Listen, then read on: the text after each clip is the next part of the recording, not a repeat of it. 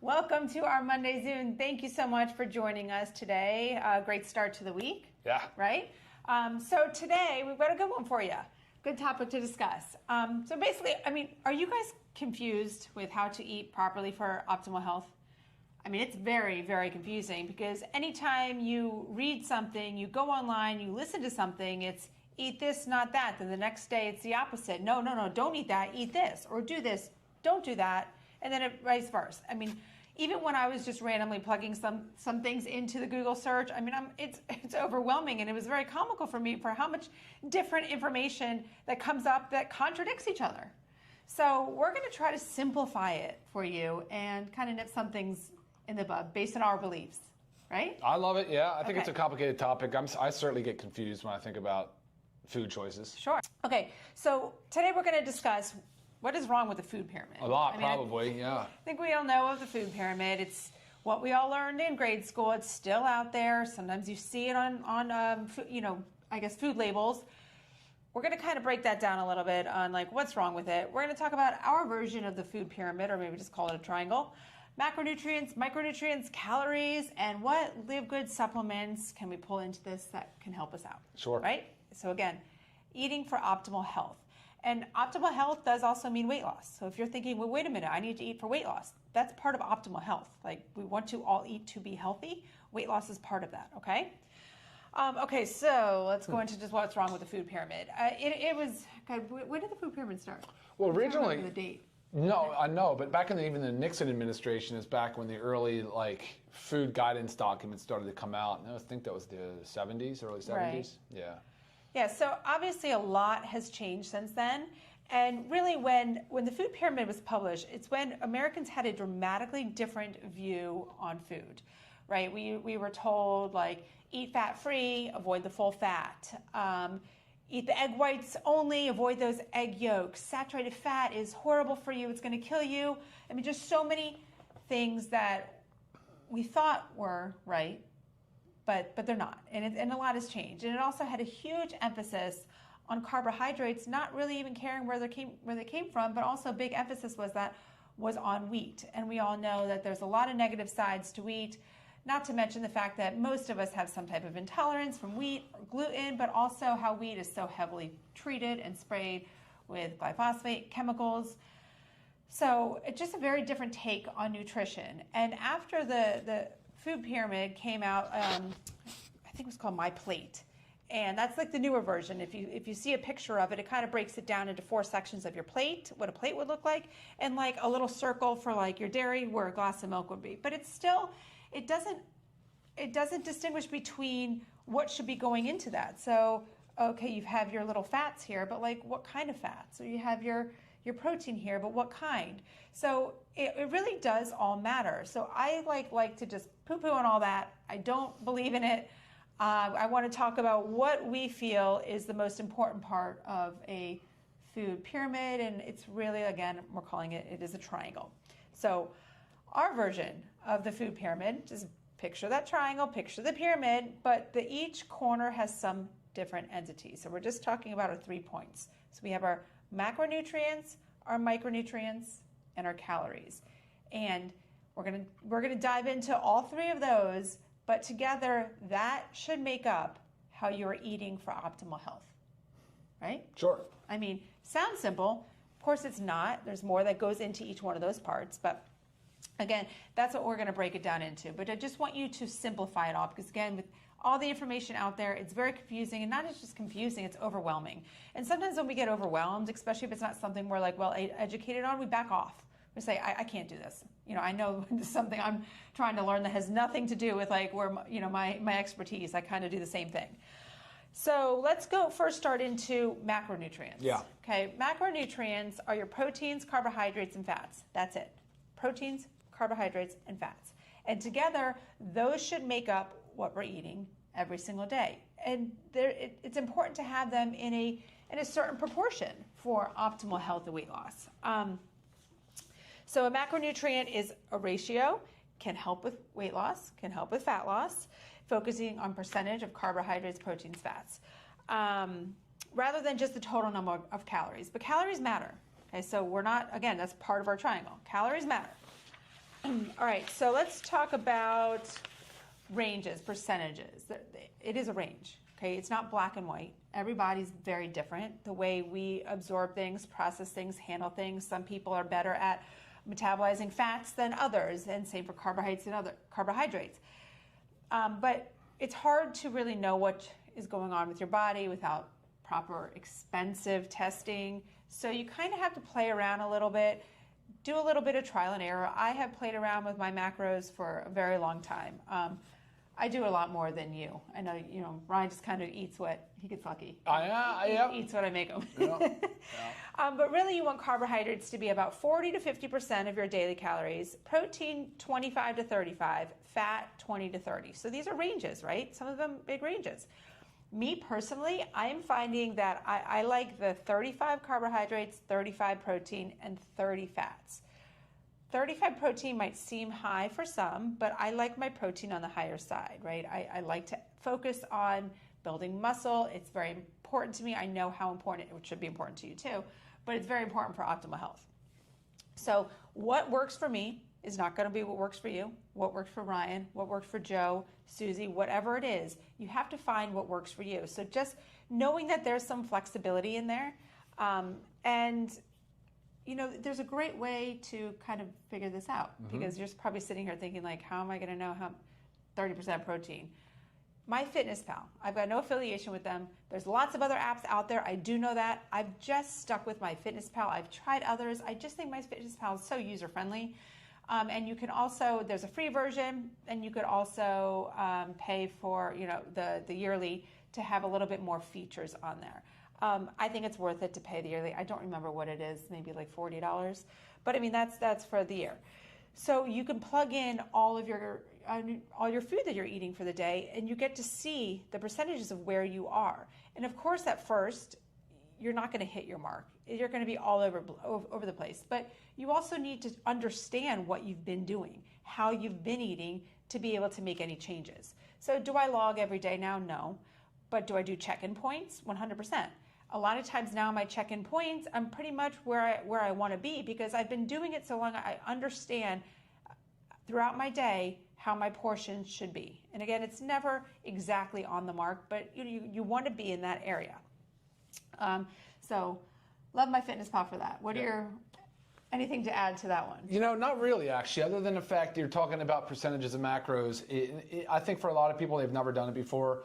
And so MyFitnessPal would be a great, helpful tool for that, right? Because someone like me, I'm never writing down the calories, my protein. I do not do that. Right. And over time, I think you can figure out what your body needs, what your body responds to. So in the beginning, maybe great just for education and learning, and then you can sort of not have to work so hard at tracking. Right. And obviously to break down proteins, carbohydrates, and fats, healthy proteins, it's your lean meats, your fish, your chicken, poultry, red meat. Again, buying all this high quality, I can't preach that enough. But you could also say, oh, I don't eat meat. Well, you can also add in, there's dairy products that give you the protein, beans. I mean, again, it's balancing it out. So over the course of your day, you're trying to get those proteins in. But those are the main ones you want to focus on. Carbohydrates, I always say, focus on getting your carbohydrates from fruits and starchy vegetables. Starchy vegetables, let's think squashes, sweet potatoes, even some potatoes, mild grains, depending on how your body can tolerate it, rice, oats. Not everybody can deal with oats. I don't process them very well. I do rice okay. So again, you just have to figure out what works for you. Some people can't tolerate beans, so bean is also protein and carbohydrate. So just kind of balancing it all out. And your fruits, moderate amounts of fruits a day. I mean, that's where our sugar should be coming from, just whole fresh fruits. And knowing that some are better than others when it comes to sugar content. So your berries are so great, your citrus, so great for you. So I focus on those.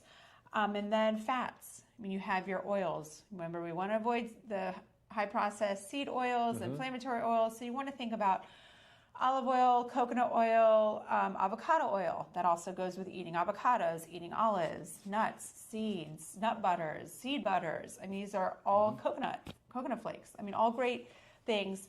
And that's all very healthy stuff to fill those macros with. All right, so jumping off into, let's go now to micronutrients. So Sure. we talked about macronutrients, and again, this is our triangle. We're just touching each corner. Then we have micronutrients. Micronutrients are nutrients that are required by our body for its proper growth and development. They play a major role in metabolic activities of the body. These include our vitamins and minerals.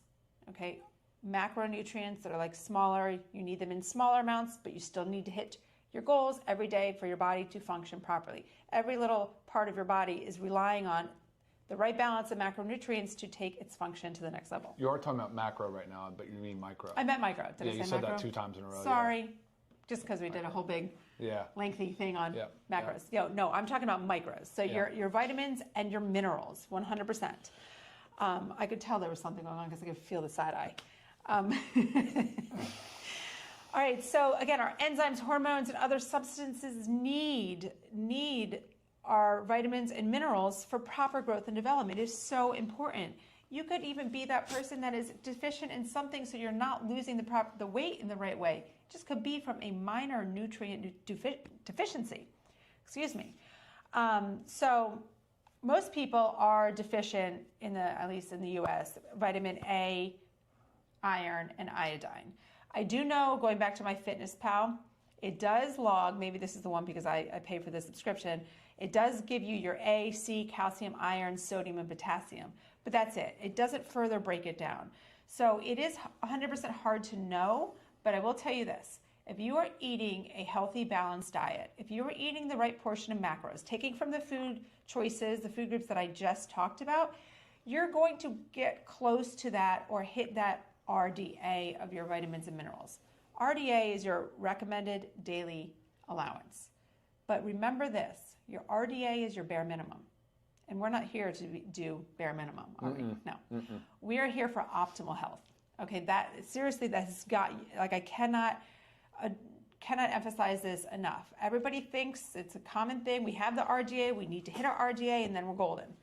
Again, that's doing the bare minimum. When in life do you want to do the bare minimum of anything? It's almost like everything's been set that way. Even your protein goals. You're talking about 0.4 grams per kilogram 0.8. for 0.8 for every kilo, which would be about 0.4 per pound. But right. That's for sedentary individuals. So right. Why would that? Who does that really appeal to? Why is that your goal? Why is that your goal? Right. So your goal is not the RDA. Your goal is not the bare minimum, because I know you guys are all overachievers out there. That's why you're here. You're listening. You want to do better. Exactly. The goal is optimal levels. So to reach those optimal levels, you eat healthy, like we just talked about in the macronutrient category. You're going to get those vitamins and minerals, but then you also have got to supplement with, right here I just have it, our LiveGood Daily Essentials Pack. If you haven't checked out our website, livegood.com, check it out. You'll find all the products that we sell, the healthiest, most affordable prices. So take a look at that. But our Daily Essentials Pack, and I'll just break it down for you, it's either your men's or women's multivitamin with your magnesium complex and your vitamin D3, K2. So either the men's or women's, that makes up, the three make up your Daily Essentials Pack. That is how you're going to make sure you prevent those nutrient deficiencies that you might have not hit the optimal levels with food. And again, it's very hard to hit optimal levels with just food alone, because it also, you have to factor in, things like stress deplete our nutrients. Guys, we've talked about this over and over again. I feel like I'm preaching to the choir, but there's so many things in our environment that deplete our nutrients. So as we're eating healthy and we think we're doing great, and then stress is depleting it, toxins are depleting it, we're barely even meeting our RDAs. So you've got to make sure you're taking your Daily Essentials Pack, you're taking your your vitamins and minerals to make sure you get those optimal levels. And I also have our children's multi here, because don't forget those kids. Their kids are in the same boat as us. They've got to reach those levels too. Those brains have a lot to do. Those bodies are constantly busy.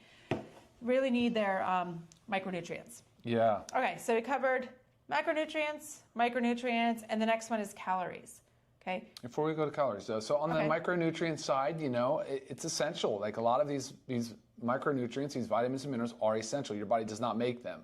Which means you have to get them. You have to get them. You have to take them from your diet, which we would love the world that we get everything out of our whole foods. Now, we wouldn't have the business model we have now, but even with Lisa and I, the way we eat, the way we train, the way we work out, all the things that we do, when we do micronutrient panels, metabolic testing, we're still very glaringly, it's obvious, it's so clear. We still need to supplement. And so again, though, when you're in that range that we've talked about in the past about blood work and testing, you're not always at an optimal level. So even when you're eating these nutritious foods, you're possibly not at the range that you want to be. Right. So think about that as well.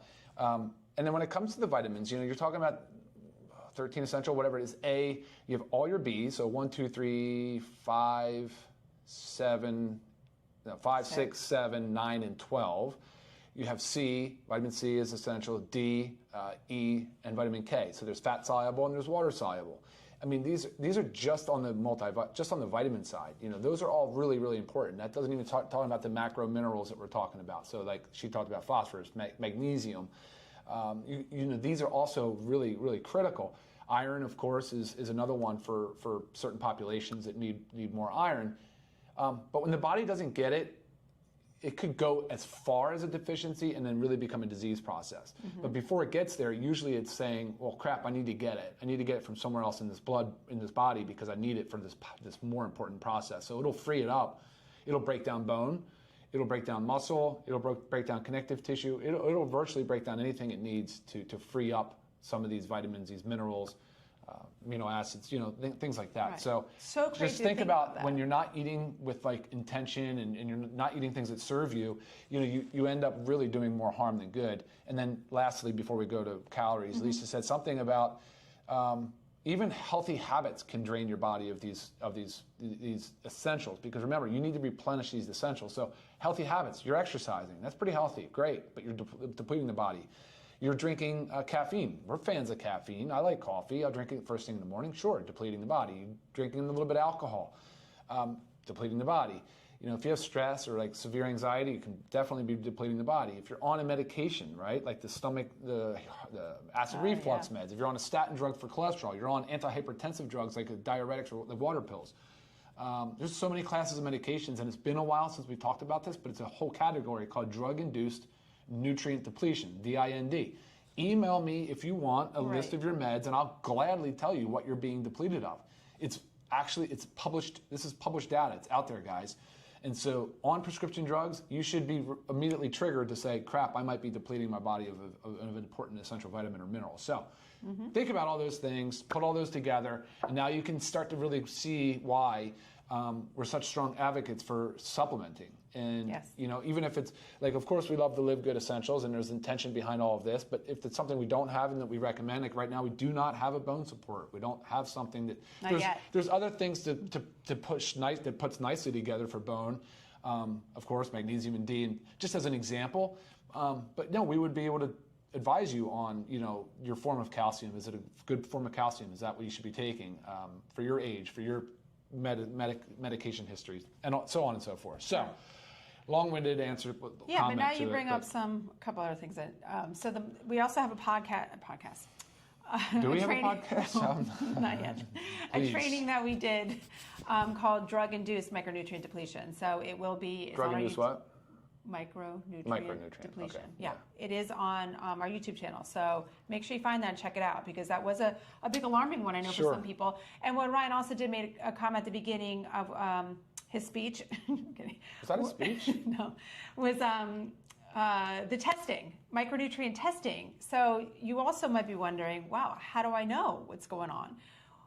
Micronutrient testing is about $300, not covered by insurance. A functional medical doctor, a lifestyle medical doctor. There are also some online ones that you can find where I think they send you a kit, you go to the lab, and they let you know. But it's a good check-in point. It's something I love doing yearly to kind of see where I'm at, if I need to tweak anything, if I need to extra supplement on something. But again, it's important to know your numbers, because everybody is different.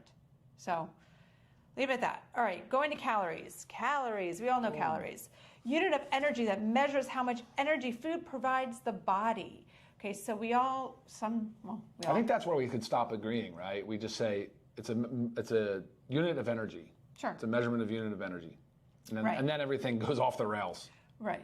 Start talking about calories. Right. It's a tricky thing. So because they can do good for you and they could harm you. So if you think about that, calorie deficit. So say you want to lose weight.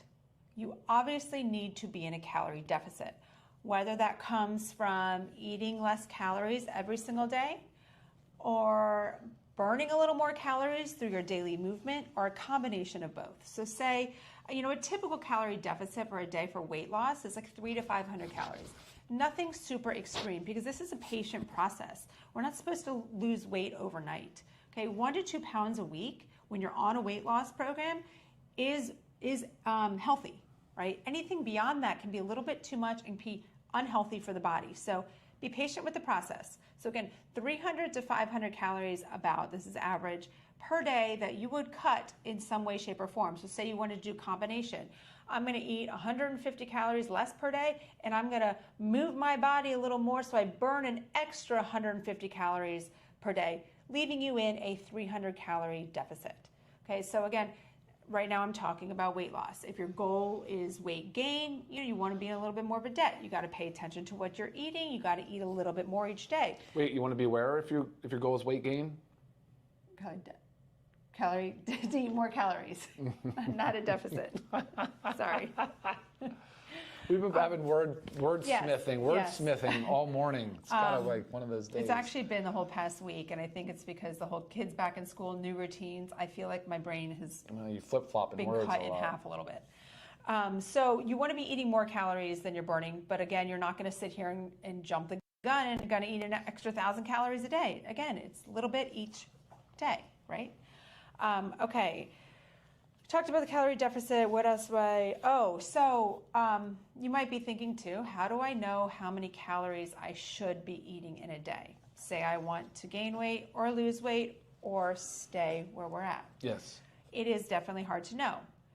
There's calculators out there. MyFitnessPal also does one where you plug in your information, your age, your weight, your height, your activity level, and it kind of gives you a roundabout, and then it will ask you if you want to lose weight, gain weight, or stay the same, okay?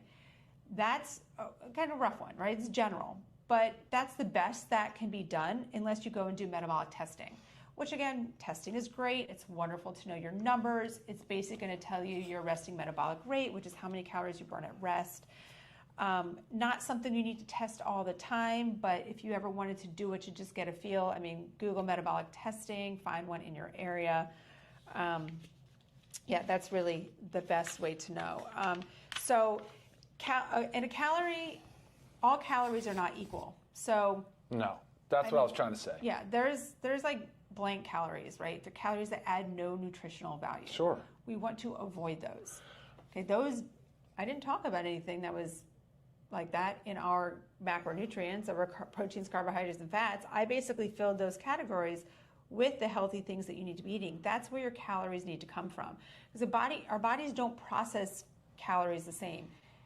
Even the sense that we don't process proteins, carbohydrates, and fats the same, right? A lot of times protein takes a little bit longer to metabolize. That's why it keeps us full longer. Same thing with fats. So again, each calorie. Look, you can't say that enough times. Yeah. I think that 100 calories of, say, a cruciferous vegetable, whether it's cauliflower or broccoli or something, and 100 calories of some whatever. Oh my gosh, you know what really killed America with this? Packaged. Those 100-calorie packaged, like Oreo cookies, 100-calorie packaged Chips Ahoy. Right. So. And we're all thinking, woohoo, we're eating just 100 calories. But if you look at it, though, So like bad. the phytonutrients, the nutrient density doesn't even come close. It's like not even in the same, you can't even compare it, right? So when people are talking about, which by the way, healthy lean meats are loaded with phytonutrients. I think that gets lost on people. They don't realize that those animals are eating plants, and and some studies have shown that there's higher phytonutrient concentration in some meats than there are actually eating some plant, right? 100%, so even especially like it's very fascinating. People get it. Organs. Yeah, exactly. So the nutrient density is a huge part of it. So eating with intention, guys, it's so important. And of course, enjoy your food. You just shouldn't suffer eating. There's plenty of stuff out there. You can get creative. And then, I don't know if we're done or not, but sourcing locally, the fruit compound, you're talking about fruit, and Patrick too, probably, he's cool. But eat more fruit, eat more raw dairy. Yes.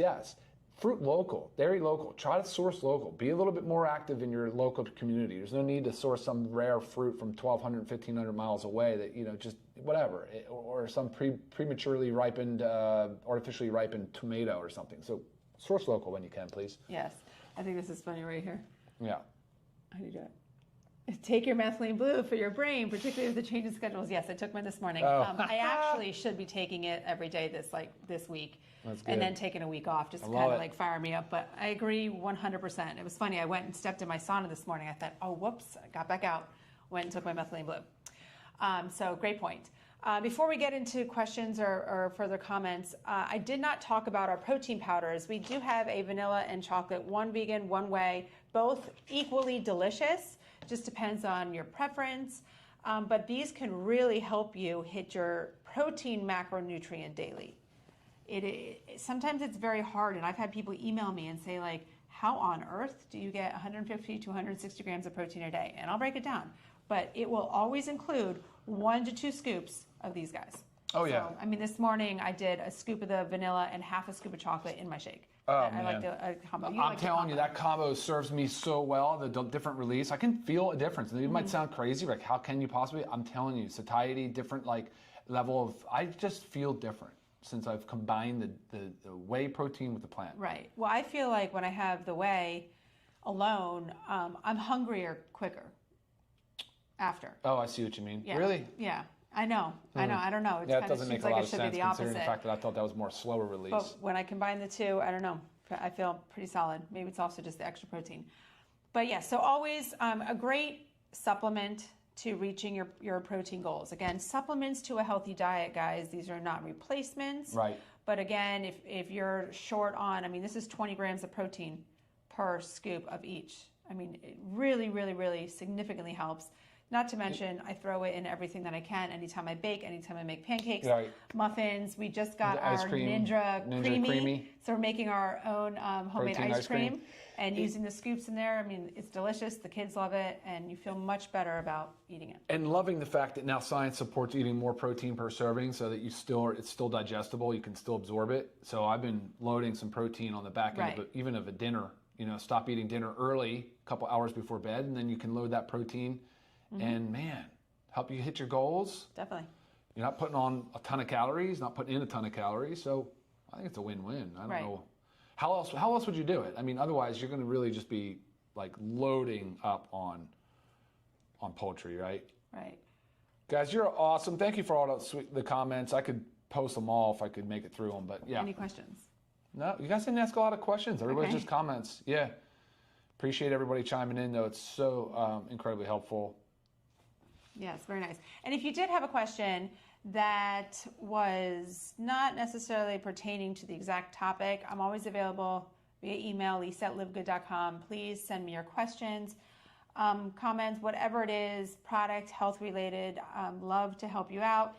If it ends up being a medication one, you can also send it to me, and then I'll just talk with Dr. Ryan over here to make sure I'm giving you the proper answers, because that's where he knows the most. Yeah, let me know too if you guys want to talk, if you ever want to have some feedback on the drug-induced nutrient depletion. Watch the video first to get yourself up to speed, and then if you have any further questions, please feel free to reach out. Yes.